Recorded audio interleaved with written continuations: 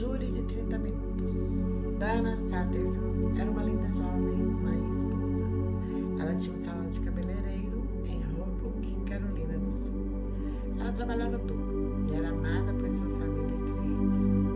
A primeira imagem de Dana que vi foi seu corpo sem vida, parcialmente nu, pendurado pela alça de uma bolsa de cosméticos em cima de um aquecedor de água no banheiro de seu salão, que ela operava em sua casa móvel. Ela foi morta em julho de 1985. O caso ficou sem solução por uma década. Ainda me lembro claramente do dia em que o xerife Chuck Wright me ligou para dizer que, mais de 10 anos depois de seu assassinato, eles estavam prontos para fazer uma prisão. Trey, você está sentado? Ele perguntou. Eu não estava. Eu estava fora da cidade, jogando um torneio de golfe com alguns amigos, mas meu amigo xerife Wright nem me deu a chance de sentar antes de gritar ao telefone. Estamos prontos para fazer uma prisão pelo assassinato de Dana Satterfield. Em 1995, quando Dana foi morta, Chuck Wright não era o xerife e eu não era o advogado, mas não era possível estar vivo no interior do estado da Carolina do Sul sem saber do caso dela. Dominou a mídia após a descoberta de seu corpo. Abundavam teorias malucas sobre quem a matou, incluindo teorias sobre seu próprio marido e rumores sobre uma autoridade eleita local. Assassinato não é raro, infelizmente, mas o assassinato de uma jovem em sua loja, em uma parte tranquila do nosso condado, perto de uma importante rodovia, isso era raro. E quanto mais tempo o caso ficava sem solução, mais rumores inundavam nossa cidade natal e mais tempo durava o pesadelo para sua família. Jonathan Vick foi preso pelo assassinato de Dana. Ele teria 17 anos na época, estava no último ano do ensino médio. Ele não tinha antecedentes criminais, mas seu DNA foi encontrado na loja dela. Por quê? Porque ele estava lá. Eles se conheciam. O que o advogado de defesa fará com o fato de Dana e o marido estarem, na época, em conflito conjugal? Onde estava a vendedora de porta em porta de fora da cidade, que afirmou ter visto alguém fugindo da loja mais ou menos na hora do assassinato? Poderíamos encontrá-la 10 anos depois? Ela estava viva? O que fazemos com as centenas de pistas e os inúmeros outros suspeitos que foram investigados com graus variados de sucesso? Mais do que tudo, como podemos superar a nota do arquivo do detetive principal que dizia: Jonathan Vick não cometeu este assassinato? Todos nós já vimos pessoas de quem gostamos ficarem preocupadas, quase obcecadas com as coisas. Obcecado em entrar em uma determinada escola, obcecado em conquistar o carinho de um determinado rapaz ou moça, obcecado por um determinado trabalho, carro, relacionamento. Existe uma linha tênue entre diligência e obsessão. Se há alguma coisa pela qual a obsessão seria compreensível, seria encontrar justiça para uma jovem mãe morta no seu local de trabalho por um estranho de 17 anos. O julgamento foi marcado para o outono de 2006, portanto, passou cerca de um ano entre a prisão e o julgamento. Passei aquele ano aprendendo todos os fatos que pude sobre Dana e seu caso. E passei ainda mais tempo antecipando o que a defesa faria para defender Jonathan Vick. Naquela época, em meados dos anos 2000, meus pais levavam toda a família à praia durante uma semana no verão. Meus filhos tinham 13 e 9 anos, respectivamente, na época. Sem dúvida, eles adoravam brincar na praia, surfar nas ondas e construir castelos de areia com a mãe. Mas era como se a mãe deles, minha esposa, fosse mãe solteira naquela semana. Claro, eu estava fisicamente lá, mas eu não estava realmente lá. Eu estava mergulhada até o pescoço em caixas de material que levei para a praia para poder fazer um bom trabalho para Dana Satterfield e sua família mais tarde naquele outono. Trabalhei duro em todos os meus casos, especialmente nos casos de assassinato, mas nunca trabalhei tanto em nenhum caso como no assassinato de Dana Satterfield. Parte disso foi porque eu sabia que a defesa culparia o marido dela, e não há nada pior no mundo do que perder a esposa e depois parte disso era para os filhos de Dana, especialmente para sua filha Ashley, que já era uma jovem, e o assassinato não resolvido de sua mãe dominou sua vida desde que ela conseguia se lembrar. Mas, principalmente, trabalhei duro por Dana, porque gostaria que alguém trabalhasse duro se alguém de quem eu gostasse fosse vítima da forma como foi assassinada, agredida, parcialmente despida e encenada para ser pendurada em um aquecedor de água. Fiquei obcecado. Passei horas descobrindo todas as informações que pude reunir. Cada passeio de carro, cada caminhada no campo de golfe, cada momento livre era dominado pela reflexão sobre os fatos, pela reflexão sobre como eu iria me preparar para apresentá-los e pela antecipação de cada resultado possível, cada palavra que sairia do discurso, da boca do advogado de defesa ou do próprio Jonathan Vick, e pré-conceber a resposta ou refutação apropriada. Horas me perguntando. DNA de Vick estava em sua barriga, mas em nenhum outro lugar. Como foi parar lá? Vick alegará que foi plantado ou que houve um erro no processamento da cena do crime? Ele diria que era um cliente, que o DNA foi deixado de uma visita anterior? Ele diria que se envolveu em sexo consensual e que o verdadeiro assassino deve ter aparecido depois? Como lidamos com as dificuldades conjugais? Estaria convencido de que o marido de Dana não tinha nada a ver com o assassinato dela. Convencido. Eu também estava convencido de que, dado o seu tamanho, era fisicamente impossível para ele sair por uma pequena janela de uma casa móvel e sair como o assassino fez. Mas como posso convencer um júri disso e fazê-lo de uma forma respeitosa, mas completa e honesta? Seria difícil fazer perguntas para o marido de Dana. Como podemos fazer perguntas difíceis, mas sem torná-lo antipático? Como fazemos isso primeiro, durante o nosso caso, para que o júri não acredite que estamos escondendo alguma coisa? Geralmente, é melhor extrair informações potencialmente negativas por conta própria, como promotor, e não esperar que o advogado de defesa o faça, porque isso gera confiança no júri. Chama-se tirar o ferrão. Mas como fazemos isso neste caso? Onde estão as impressões digitais? As impressões digitais de Vick não foram encontradas em lugar nenhum do salão de beleza. Os promotores e os policiais sabem que nem todo mundo deixa impressões digitais quando tocam em algo, e algumas impressões digitais podem durar muito tempo, mas o jurado médio assiste às coisas como CSI e Law and Order, onde as evidências forenses vencem. Essa será a sua expectativa, provas forenses. Então, como podemos satisfazer essas expectativas ou explicar a diferença entre a TV e a vida real? E o cabelo? Cabelos que não combinavam com Vick foram encontrados em Dana. O que isso significa? Ela levou suas roupas para uma lavanderia? O cabelo poderia ter vindo disso? Corrobora a posição da defesa de que houve problemas conjugais e, portanto, expõe a acusação a outros potenciais assassinos com motivo. Os cabelos encontrados na vítima precisariam ser tratados, mas como? Era uma coisa singularmente difícil de explicar.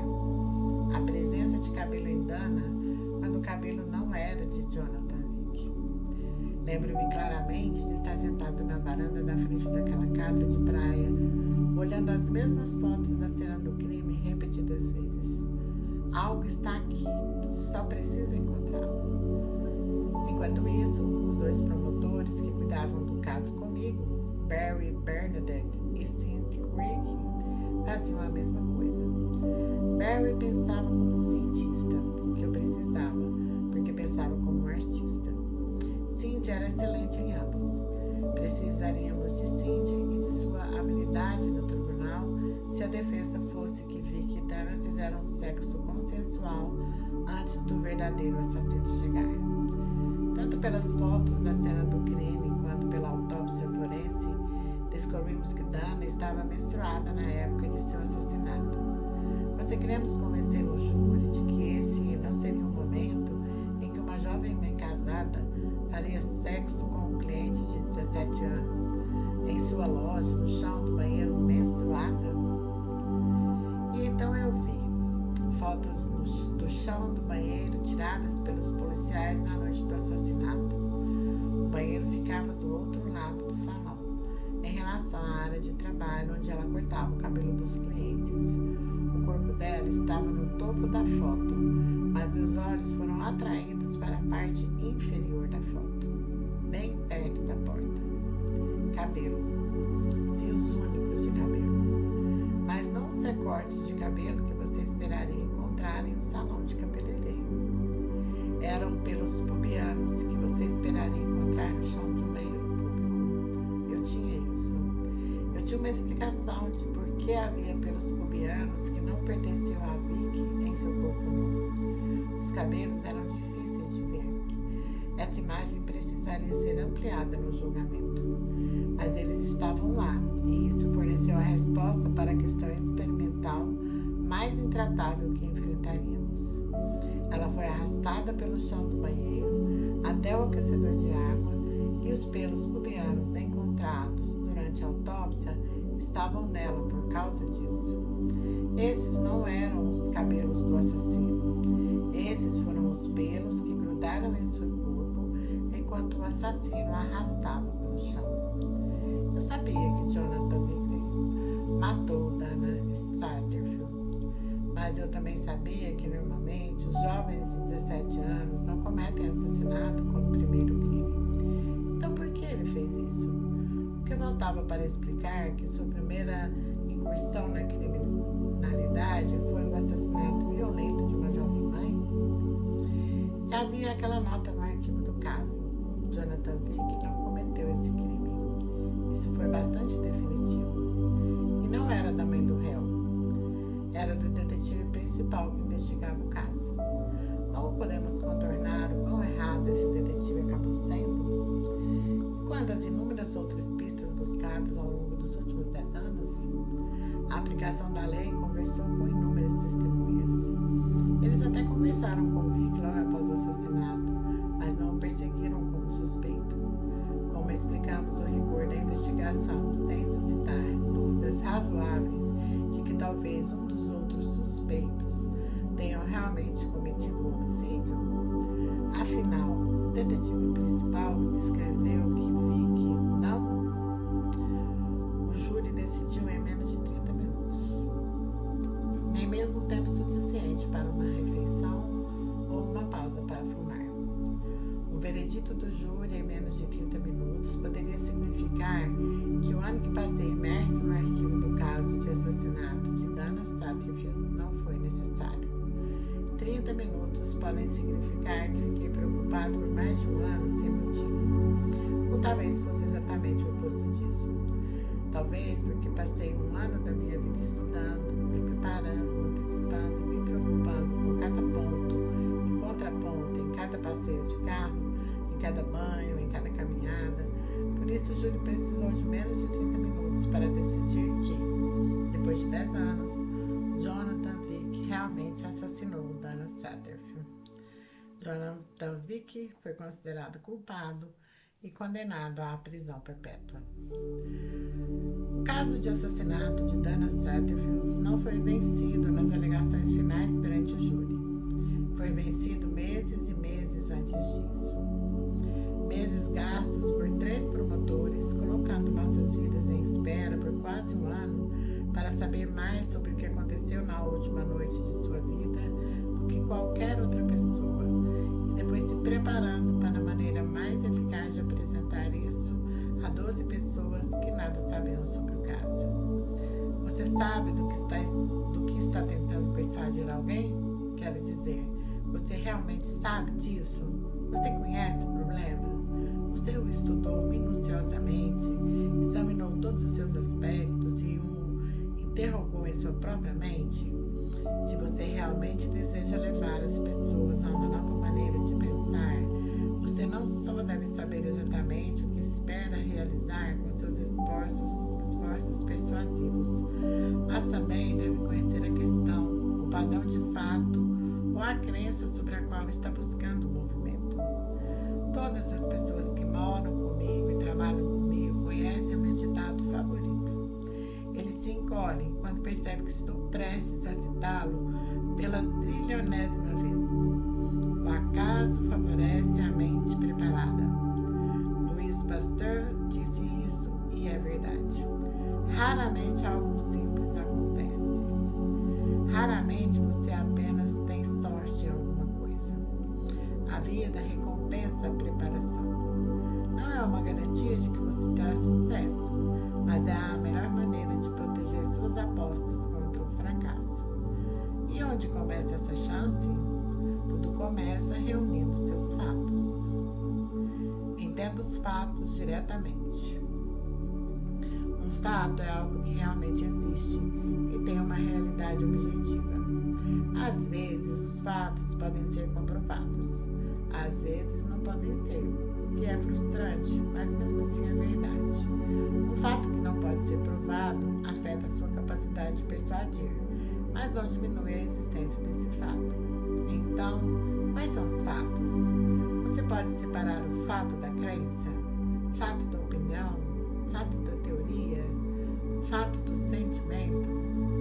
Todos os itens acima são componentes essenciais da vida, mas os fatos são o elemento fundamental mais importante para a construção de um argumento ou posição vencedora. Se o seu objetivo é persuadir, você deve ter total domínio dos fatos. Você fez sua lição de casa? Você separou o que pensa sobre as taxas de impostos dos fatos sobre as taxas de impostos? Você separou o que você acredita sobre a especialização em sociologia dos fatos sobre o que os formandos em sociologia podem ou não fazer com esse diploma? Sociologia é uma especialização ou concentração de estudo perfeitamente adequada. Mas se alguém em sua vida disser os formandos em sociologia se saem melhor do que outros formandos na faculdade de Direito, é sabido se isso é ou não apoiado por fatos. Se alguém disser, acredito que a sociologia prepara melhor você para a faculdade de Direito, essa é uma crença perfeitamente correta, mas essa crença estaria subordinada a quaisquer que sejam os fatos.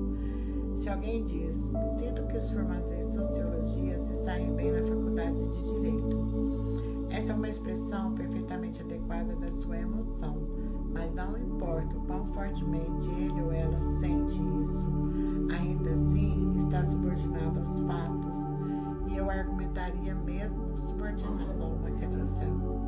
Então, você trafega em fatos? Você investiga a sua posição ou crença antes de declará-la? Como você faz isso? Como você pesquisa a sua posição antes de adotá-la? Quando eu era muito jovem, muito do que eu acreditava, francamente, era porque meus pais ou algum outro adulto me disseram para acreditar. Meus pais são pessoas inteligentes e conscienciosas, então comecei com a presunção de que a posição deles era pelo menos bem intencionada, mesmo que fosse baseada em crenças, emoções ou pensamentos, e não em fatos. Meu pai é médico, e essa é uma vocação centrada nos fatos. Por isso, havia uma grande ênfase nos fatos que sustentavam qualquer posição que eu ocupasse. Além disso, meus pais também são conservadores e espiritual, que é uma combinação de fato, crença, pensamento e emoção. Todas essas coisas merecem ser avaliadas, reconsideradas e reorganizadas. Mas, à medida que me tornei adulto, descobri que os fatos eram, para mim, mais fáceis de corroborar ou de contradizer. Por isso, preferi concentrar-me neles. Em 1650, Oliver Cromwell, implorando à Assembleia Geral da Igreja da Escócia que se afastasse do seu compromisso de lealdade à causa monarquista, disse: rogo-te nas entranhas de Cristo, pensa que é possível que estejas enganado. Em outras palavras, considere a remota possibilidade de você estar errado. Não sei como me sinto ao suplicar nas entranhas de qualquer coisa, mas é um conselho que vale a pena seguir de qualquer maneira. frequência reavaliamos nossas posições? Com que frequência consideramos novas informações em nosso processo de tomada de decisão? Às vezes, um único fato pode mudar toda a sua perspectiva sobre um assunto. Se você soubesse que alguém bateu em outra pessoa, você poderia concluir algo. Se você acrescentar o fato de que foi em legítima defesa, poderá concluir algo diferente. Se acrescentássemos o fato de a pessoa que agrediu o ter feito em defesa de uma criança ou de uma outra pessoa vulnerável, provavelmente concluiríamos algo muito diferente. Os fatos impactam as conclusões. Os fatos estão sempre sujeitos a serem descobertos, a menos e até que todos os fatos sejam conhecidos e processados. Então você tem que continuar descobrindo-os. Tem um processo que passa comigo, mesmo sempre que estou prestes a fazer alguma afirmação de um fato ou a tentar afirmar um ponto declarativo. E vale a pena considerar se esse processo paradigma funcionaria para você também. Caso contrário, crie o seu próprio. Mas tem um processo para chegar à sua conclusão e saber o que você espera alcançar com essa conclusão. Primeiro me pergunto, o que eu sei? Então, como posso saber? Por último, quais são os limites do meu conhecimento? Isso também é verdade com crenças. O que eu acredito? Por que eu acredito nisso? Que outras opções considerei? Tomemos uma questão em que as mentes razoáveis podem e divergem. Créditos fiscais para pais que queiram enviar os seus filhos para uma escola privada. O que você sabe sobre esse assunto? Qual é a fonte de suas informações? Que evidências existem de que escolher escolas é melhor para os alunos? Qual o impacto do crédito fiscal nas escolas públicas? Você vê as escolas públicas como uma infraestrutura da qual a comunidade em geral se beneficia, independentemente de participarem ou não nessas escolas? Se você tiver uma conclusão sobre esta versão de escolha de escola, você tem uma conclusão sobre se esse crédito fiscal deve ser adicional ou substituto? Por outras palavras, se enviar o seu aluno para uma escola privada, o dinheiro dos seus impostos ainda deverá ir para a educação pública ou deverá receber um crédito dólar por dólar para enviar o seu aluno para onde quiser? Se é melhor para o seu aluno, é melhor para os outros alunos? É melhor para a comunidade em geral? Essa é a sua responsabilidade? Não sei qual é a minha perspectiva sobre esse assunto. Vejo os dois lados dessa questão. Meu melhor amigo na política, Tim Scott, estudou exaustivamente o assunto e é apaixonado por questões de escolha educacional. Minha melhor amiga na vida, Terry, é professora da primeira série de uma escola pública. Provavelmente sou tendencioso em alguma medida por causa da influência de Terry sobre mim, mas ainda posso fazer um esforço para reunir fatos objetivamente e depois tirar conclusões razoáveis deles. Nossa geração tem poucas desculpas para não reunir fatos. Quero dizer, vamos lá. As informações estão disponíveis em nossos telefones. Já se foi o tempo em que nossos pais atualizavam periodicamente nossas coleções de enciclopédias. Já se foram os dias de espera pela ida mensal à biblioteca pública. A informação está disponível imediatamente. Tratados eruditos, estudos, trabalhos acadêmicos, livros didáticos, fontes bem respeitadas. Temos acesso imediato a relatos em primeira mão de especialistas no assunto. Os fatos nunca foram tão fáceis de descobrir. Talvez seja um desafio discernir o que é verdadeiramente factual daquilo que não, mas investir tempo para separar o que é factualmente verdadeiro do que não é um preço alto a pagar se seu objetivo é comunicar-se com precisão e eficácia. Acesso à informação e uma mente cética são tudo o que você precisa, e ambos devem estar prontamente disponíveis. Muitas vezes na vida, duas pessoas podem olhar precisamente para o mesmo conjunto de fatos e tirar conclusões diametralmente diferentes. É precisamente por isso que precisamos cultivar a arte da persuasão. Se todos olhássemos para o mesmo conjunto de fatos e tirássemos as mesmas conclusões, provavelmente não seríamos uma família, uma comunidade ou um país meio a meio. Há uma diferença entre coletar informações e comunicá-las de maneira eficaz. Todos conhecemos pessoas que são especialistas em assuntos específicos, mas elas não conseguiram nos convencer a entrar em casa durante uma tempestade. Fatos não são iguais à persuasão, mas você provavelmente nunca será um persuasor consistentemente eficaz se não tiver primeiro reunido as evidências necessárias. É frustrantemente verdade que muitas vezes existem evidências em ambos os lados de uma questão. Como adoro dizer à nossa filha, Abigail, há evidências de que a Terra é plana porque a parte em que estou certamente o é. Mas, por razões óbvias e abundantes, não gostaria de pegar nessa evidência e extrapolá-la para um argumento convincente, para todos os efeitos. Então, você tem seus fatos, tirou suas conclusões e está pronto para conversar com alguém que não está familiarizado com o assunto ou que está tão familiarizado com o assunto quanto você, mas tem uma perspectiva diferente. E agora? Você precisa se perguntar: qual é o seu propósito? Antes de abrir a boca, antes de começar a perguntar qualquer coisa a alguém, você precisa passar por uma rodada extensa e profundamente cuidadosa de autoinvestigação. Você tem que responder o seguinte: 1. Você quer acender um incêndio, alimentar um incêndio ou apagar um incêndio? 2. Você quer converter a pessoa ao seu modo de pensar? 3. Você aceitará que a pessoa com quem você está conversando simplesmente vá embora com uma perspectiva diferente ou nova e que com um acordo para dar uma nova olhada na questão? Quer chegar a um consenso em alguns pontos e concordar e discordar em outros?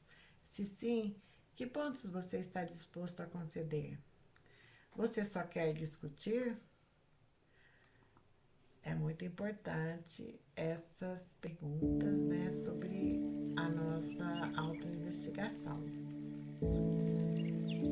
Se você não conhece seu propósito, é quase certo que não o alcançará. Se você não sabe ao iniciar uma conversa o que está tentando realizar, provavelmente não realizará nada produtivo. Então, o que você espera fazer? Educar? Converter? Persuadir sutilmente? Enfurecer?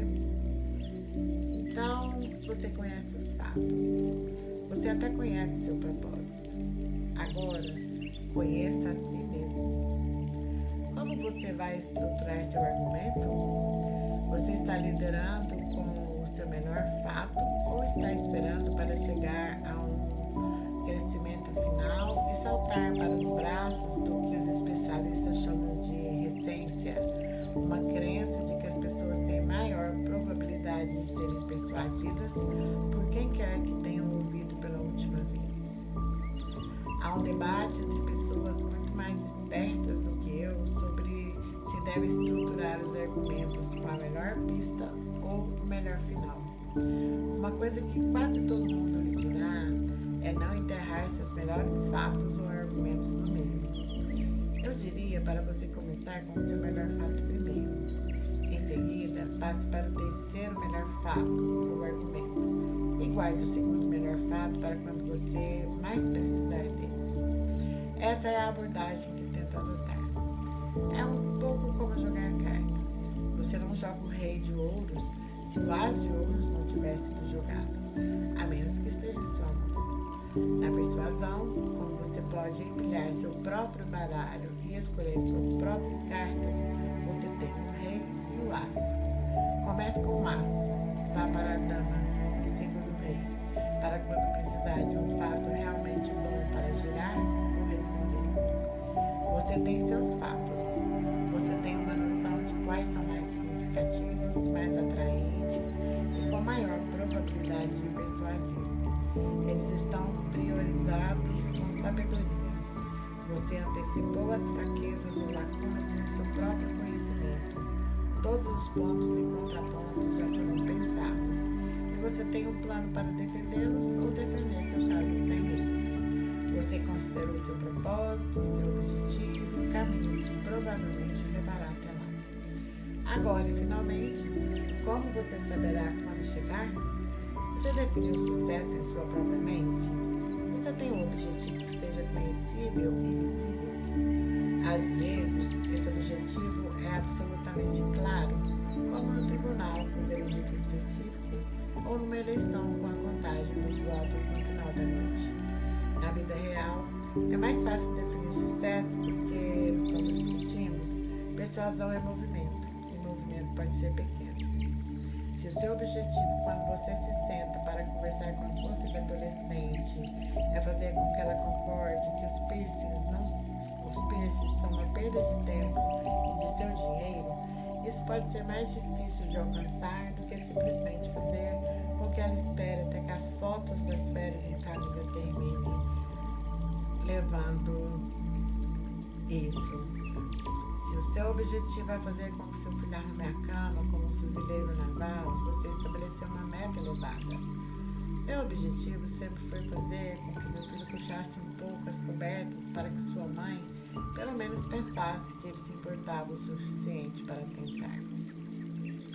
Se você consegue guardar um segredo, nunca fui bom em dar banho em nossos filhos quando eles eram pequenos. E como eu não era bom nisso, nem gostava muito disso, eu tinha um objetivo diferente do que você poderia imaginar, quando o Terry me pediu para ajudar nos velhos tempos.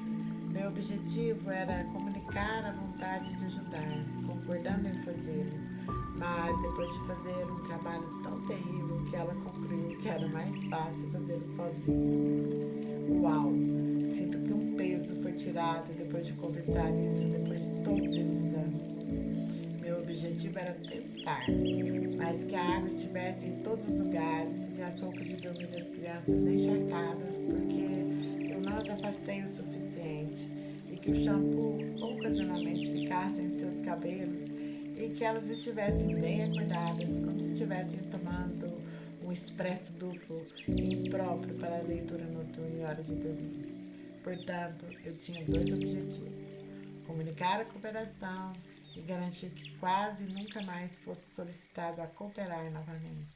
Sucesso? O sucesso foi ter Terry dizendo com total exasperação: sabe, seria mais fácil se eu mesma fizesse isso. Bem, se você diz, querido, mas ficarei feliz em ajudar. Esperamos que seu objetivo não seja tão nefasto e vacilante quanto o meu, mas você precisa de um objetivo de meios para medir o sucesso quando avança em direção à persuasão.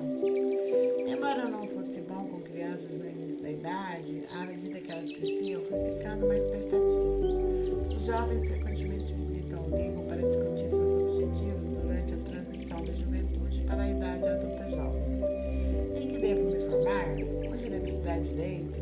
Devo estagiar em um comitê do Congresso ou em um membro do Congresso? Todas as boas perguntas, mas inverta a ordem. Onde você quer chegar? Você quer ser juiz ou legislador estadual? Você quer ensinar ou exercer a advocacia? Você quer mais dinheiro ou mais tempo livre? Diga-me onde você quer chegar e qual é o seu objetivo. E então traçaremos um rumo para ajudá-lo a alcançá-lo. O mesmo se aplica quando se trata da persuasão. Conheça o seu objetivo, conheça os seus fatos, saiba como é o sucesso e fica muito mais fácil traçar o caminho para alcançá-lo. E assim finalizamos mais esse capítulo. Obrigada por estar aqui.